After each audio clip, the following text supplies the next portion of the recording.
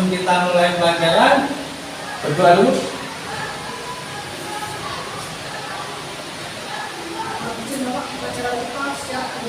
Silakan pimpin berdoa dulu. Sebelum pelajaran dimulai, mari kita berdoa untuk keyakinan masing-masing. Doa mulai. Doa selesai. Ya, silakan dulu. Sebelum kita mulai pelajaran, saya absen terlebih dahulu ya. Iwan, Kedua. Budi, Kedua. anak-anak, saya ingatkan terlebih dahulu pada pembelajaran yang kemarin di dalam pembuatan penjernih, alat penjernih sederhana atau penyaringan air sederhana itu yang dibutuhkan apa? Yang pertama, botol aku. Lalu apa lagi? Cutter. Apa lagi? Apa lagi? Arang. Apa lagi? Apa? Batu kerikil. Apa lagi? Oh. Nah, sekarang tentunya kamu mengetahui apakah fungsi dari batu kerikil. Siapa yang tahu? Siapa yang tahu ya? Ya. Nah, untuk melakukan penyaringan air. Nah, fungsinya apa batu kerikil itu? Jadi mengapa Pak harus menggunakan batu kerikil? Nah, boleh. Lalu apalagi siapa yang punya pendapat? Lalu setelah kita membutuhkan batu kerikil, kita membutuhkan apa lagi? Oh, sekolahnya harus hijau. Itu. Setelah hijau apa? Kita kasih arang. Lalu apa lagi? Sepol. Nah, disitulah maka ada cara tata cara dalam pembuatan alat penyaringan sederhana. Kemarin kan sudah kalian desain toh? Nah, sekarang di dalam penyaringan sederhana ini kita harus mengetahui fungsi dan manfaatnya. Mengapa toh kita harus melakukan penyaringan air bersih? Yang pertama ini sebetulnya bisa kita untuk menanggulangi kondisi bencana alam, menanggulangi kebutuhan air yang ada di rumah. Nah, ini ada suatu contoh kemarin sekitar 10 hari yang lalu terjadi di Wuluan. Ini air putih beliau ya, di Wuluan terjadi. Nah, ini juga karena bencana alam. Nah, maka di situ akan terjadi apa nanti? Pencemaran air yang diakibatkan oleh apa? Yang diakibatkan oleh apa? Yaitu dari air yang meluap sehingga mengalami gangguan pencemaran yang ada di tandon-tandon air, di sumur air, di mata air, dan di yang lain-lainnya. Nah, mengapa kita harus di sini melakukan penjernihan pada air? Nah, di dalam penjernihan ini,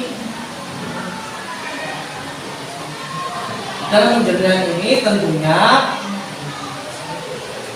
yang pertama yaitu air merupakan sumber bagi kehidupan. Nah, mengapa kita harus melakukan penjernihan? Karena air sebagai sumber kehidupan bagi seluruh makhluk hidup, terutama bagi manusia. Kalian setiap hari membutuhkan air kah? Ya.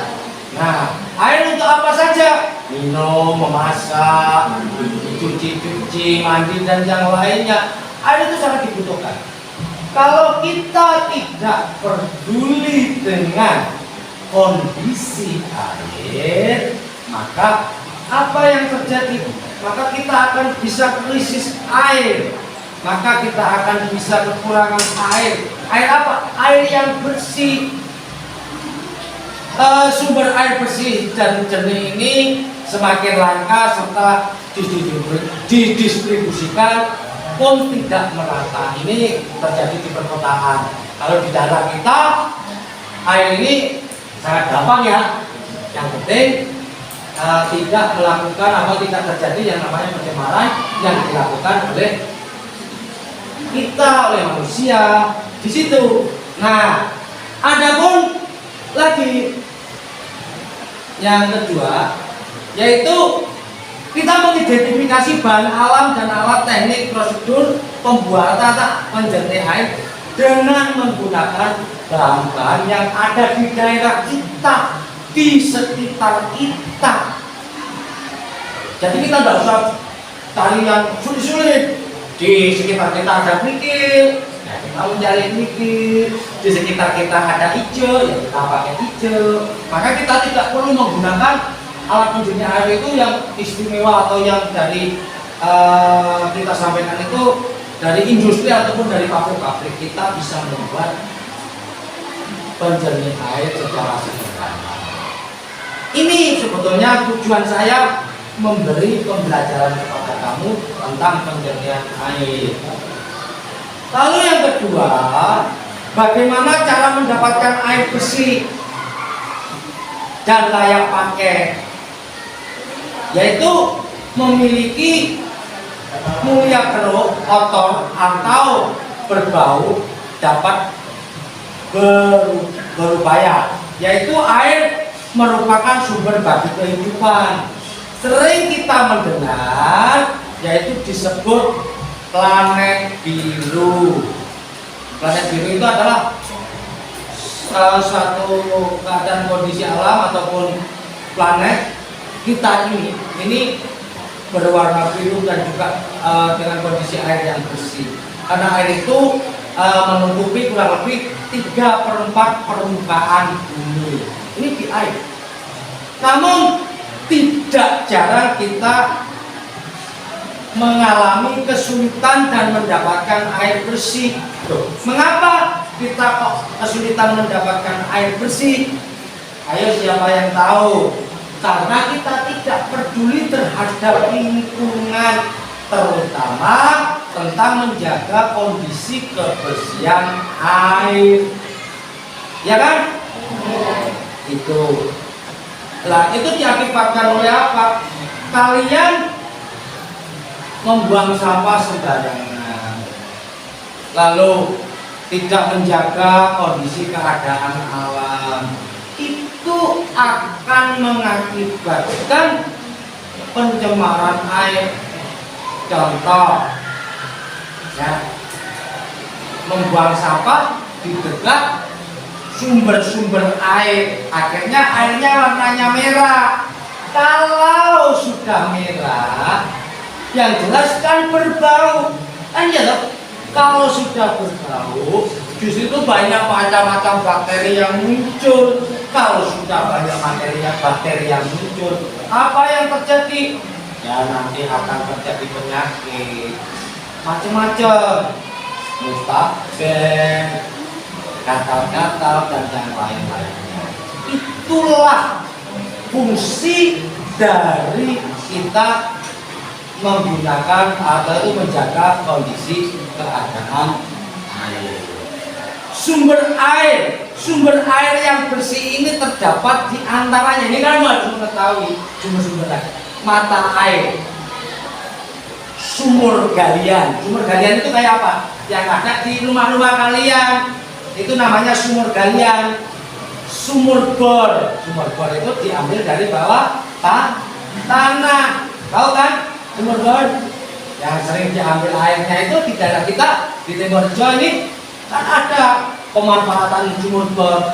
Ini berguna, bermanfaat bagi kehidupan masyarakat yang ada di sekelilingnya. Ya kan? Apakah kamu mengambil itu dimasak dulu? Kan tidak, langsung diminum kan? Nah, itu manfaat dari air yang bersih, dari ledeng. Tahu ledeng? Yaitu dari penyaluran atau saluran-saluran yang disalurkan oleh PDAM. itu melalui ledeng-ledeng penyaluran air yang ada di perkotaan. Kalau kita nggak perlu ya, itu. Lalu sumber air kotor apa saja? Sungai, ya toh? Lalu danau, laut, dan air hujan. Ini adalah sumber air kotor. Nah, itu nanti kita bisa menggunakan yang namanya rekayasa penjernihan air. Apa yang dimaksud rekayasa itu? Yaitu melaksanakan atau melakukan penjernihan air dengan cara rekayasa teknologi tepat guna, yaitu menggunakan sistem penyaringan secara sederhana. Itu namanya teknologi tepat guna. Kalau nanti besok kamu berkuliah, nama-nama yang saya panggil nanti setelah masuk di perguruan tinggi, maka kamu akan mendapatkan pelajaran yang namanya biotek, yaitu bioteknologi, terutama pada materi apa itu pada perguruan tinggi biologi, ya. Ini yang jelas akan mempelajari bioteknologi, ya. Bisa dari pahami ya? Bisa benar? Lalu Natasha Kaila Putri sifat karakteristik air, yaitu air bersih atau layak pakai. Yang pertama, air bersih itu apa? Air bersih atau air layak pakai. Ciri-cirinya gimana? Jernih, lalu tawar, tidak bau, dan tidak mengandung gas-gas atau zat yang berbahaya. Maksudnya zat yang berbahaya itu apa? Tidak tercemar pestisida.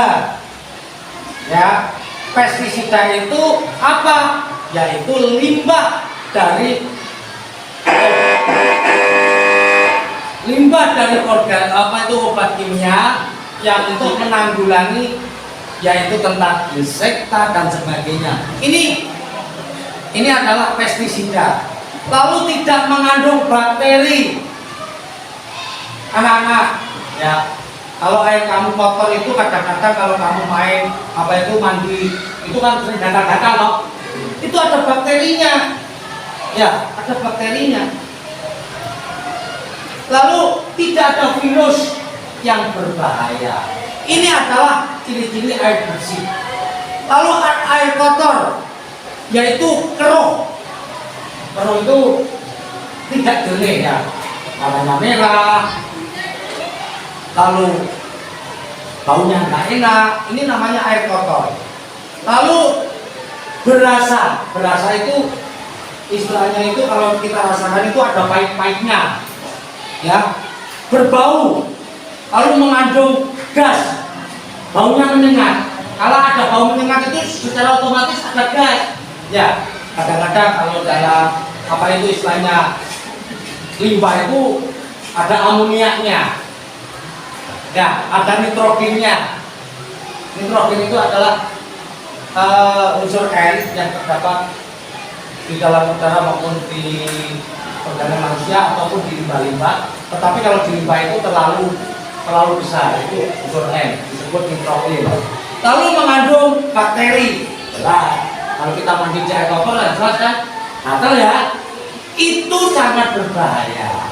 Makanya kita perlu menjaga kondisi air. Tujuan proses penjernihan air ini secara umum yaitu penjernihan air berguna untuk menghilangkan zat atau untuk memperoleh air yang berkualitas melalui standar prasyarat kualitas air. Kualitasnya air bagaimana? Yang tentunya jernih, tidak berbau, tidak ada bakterinya, dan tidak bermasalah untuk kehidupan manusia. Yaitu proses ini mempunyai tujuan sebagai berikut: menghilangkan gas yang terlarut.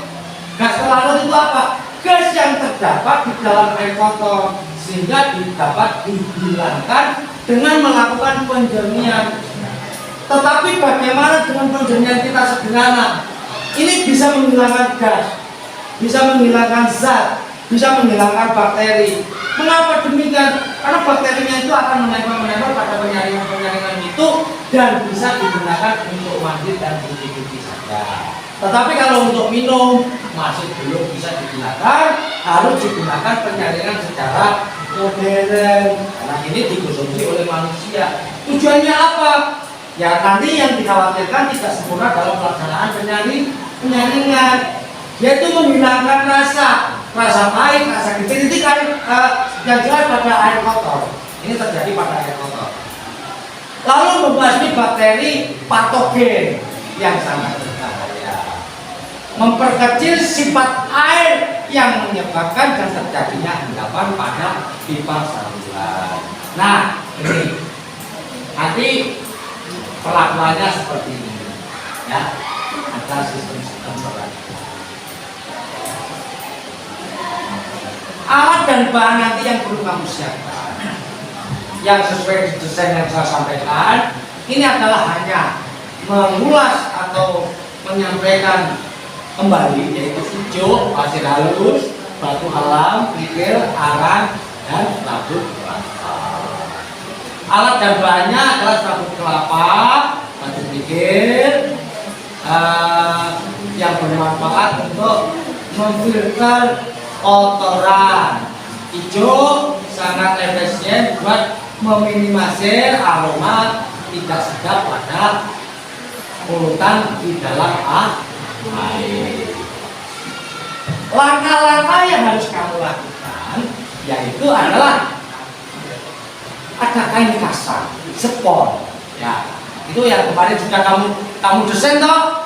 Tentunya kan kamu sudah mengerti ya langkah-langkah yang harus kamu ambil. Lalu gambar alat penyaringan yang kamu gambar kemarin, yang kamu presentasikan, lalu saya potret. Setelah itu saya tunjukkan di sini. Nah, inilah gambarnya. Terima kasih. Ini mungkin ada pertanyaan anak-anak? Kalau tidak ada pertanyaan, maka akan saya bagikan lembar kerjanya. Ini. Nah, setelah itu kamu mulai membuat alat penyaring air sederhana. Tentunya ada gunting, ada cutter. Ini cutter ya. Nah, ini nanti saya bilang ada gunting, ini namanya cutter, ada gunting dan ada spidol.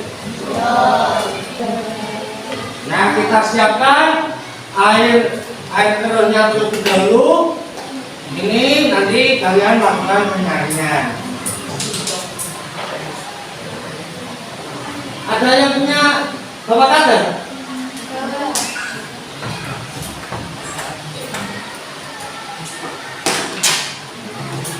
Langsung ambil gunting itu, buat gunting lengkap. Coba nanti saya biar tidak mengenai kaki ya. Saya bawa gunting. Oh, bisa kenakan pelaksanaannya. Berdiri nggak apa-apa. Yang lainnya memegangi, jangan dibiarkan.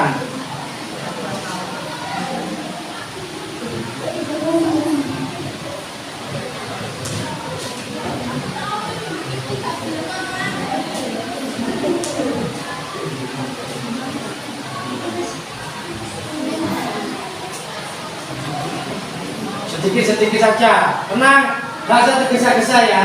Pokoknya yang penting air pertama disisakan sedikit, itu nanti kita bisa mengetahui perbandingannya hasilnya, ya.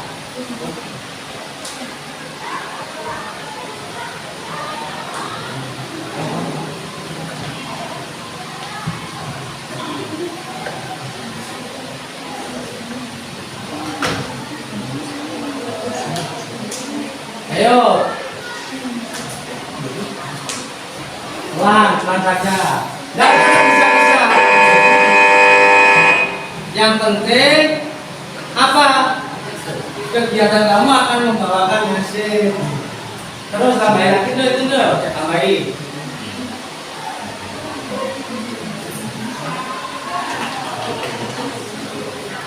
Yang kan aja, iya tenang aja. Kalian nggak usah tegang. Ini diangkat biar nggak anu, diangkat ini. Oh saya yang megangi, kok yang praktekkan. Loh, diangkat begini, dikasih penanti.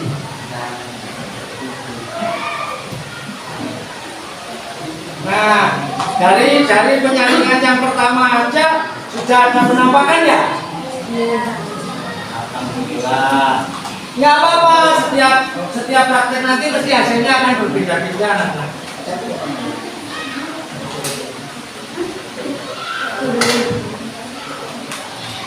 Ya, bagus.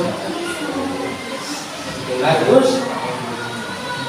Nah, ini hasilnya gimana yang sini? Oh ya, bagus. Ya.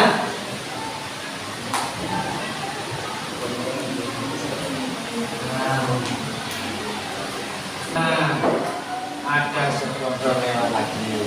Tuangkan lagi. Tuangkan anak-anak. Terus di anak aja dikasih sisa ya, dikasih sisa. Jadi kurang. Nah, kasih sisa terus. Oh, sudah. Nah, sekarang sambil menunggu kelompok yang lainnya, siapa dulu yang mau presentasi? Angkat tangan. Yang sudah selesai tentunya. Ya, kelompok berapa kamu? Kelompok 3. Kelompok 3 maju duluan. Yang mau presentasi. Di bawah ini nanti di bawah ya. Di bawah satu-satu nanti ditunjukkan. Ini yang masih belum dilakukan penyaringan di bawah kalian ya. Sini. Nah, nanti saya cek ya, betul apa enggak hasil yang kamu kerjakan sesuai dengan apa yang kamu sampaikan. Assalamualaikum warahmatullahi wabarakatuh. Waalaikumsalam warahmatullahi wabarakatuh. 1. Menjadi air bagus untuk menenangkan warna air, bisa menghilangkan bau air, bisa berfungsi untuk mandi dan berfungsi untuk merefleksi kandungan organisme yang terkumpul dalam air. 2. Yaitu yang pertama ada respons, miskin, sabuk gerakan, alam, dan hijau. Respons yang miskin untuk mencari air atau kotoran dalam air. Alam untuk mencari air. Hijau untuk mencari bakalan. 3. Karena air sudah mencari sebanyak 4 kali. 4. Sama, karena pasien bisa mencari makanan di dalam air. 5. pH air untuk mengetahui kadar pH di dalam air. Parameter. 2. Teknis untuk mengetahui kadar pH di dalam air. 3. Secara manual aroma air tidak berbau. Hasil dari proses penyaringan: 1. Keruh. 2. Agak keruh. 3. Agak jernih. 4. Jernih. Nah, sekarang dari pertanyaan ini adakah yang mau bertanya? Silakan. Dari apa yang dihasilkan dari teman-temanmu itu.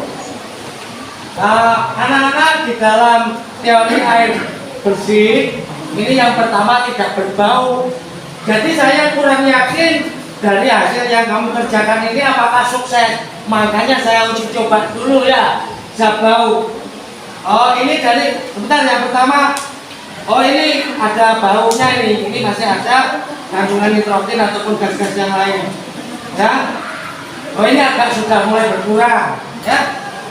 Coba. Oh, ini sudah mulai semilik, baunya sudah mulai menghilang. Ya. Oh, ini sudah mulai tidak berbau. Ya. Coba. Ini saya coba saya minum ya. Berbahaya apa enggak ya? Ya. Oh, ternyata tidak berbahaya. Ya, inilah namanya penyaringan. Jadi bisa digunakan untuk kepentingan manusia. Ya. Terima kasih, kita kasih tepuk tangan. Selamat ya.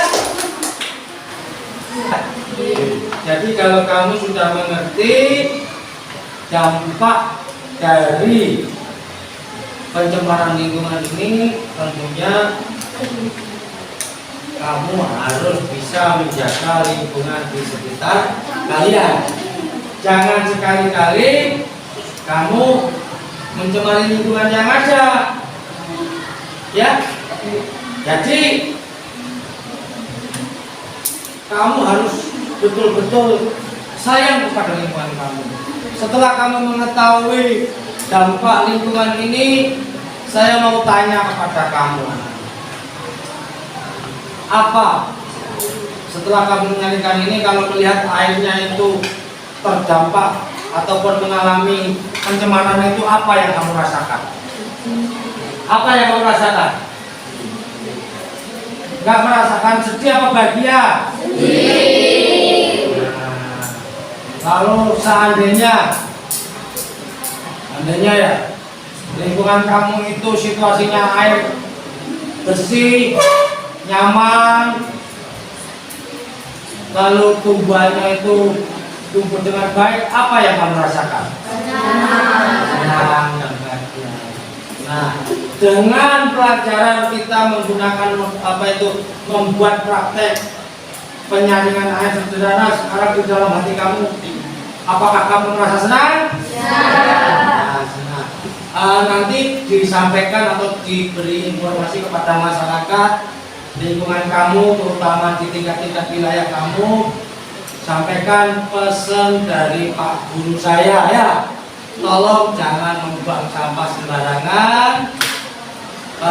Sampaikan pesan saya, maka cintailah air supaya bersih, sehingga kita kemudian hari tidak ada krisis air. Ya, ya toh. Lalu kita akhiri sekian untuk pelajaran kita. Saya rasa sebelum kita akhiri pelajaran, mari kita biar mempunyai energi baru dan semangat baru, kita menyanyikan pelajaran Pancasila dulu ya. Masa berdiri sambil tepuk tangan. Kita mulai. 1, 2, 3.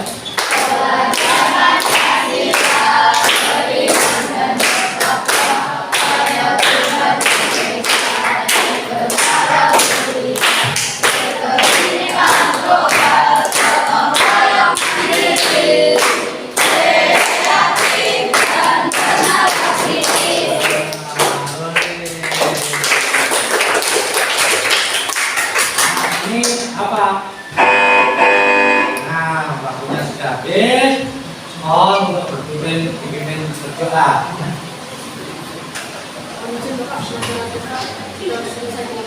Silakan berdoa dulu. Sebelum membacakan pelajaran, marilah doa dari masing-masing. Doa mulai.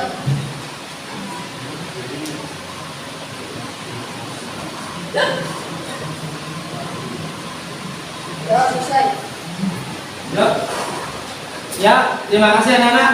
Pesan saya kepada kalian yaitu jangan lupa jaga air, jangan lupa jaga istilahnya kekondisian alam, keseimbangan alam, jangan melakukan pembuangan sampah sembarangan. Ingat, informasi ataupun petunjuk dari pemerintah, cintailah lingkungan kamu supaya negeri dan bangsa kamu tetap hijau dan juga tetap air bersih, tetap bersih airnya dan bisa dimanfaatkan untuk kita semua. Assalamualaikum warahmatullahi wabarakatuh.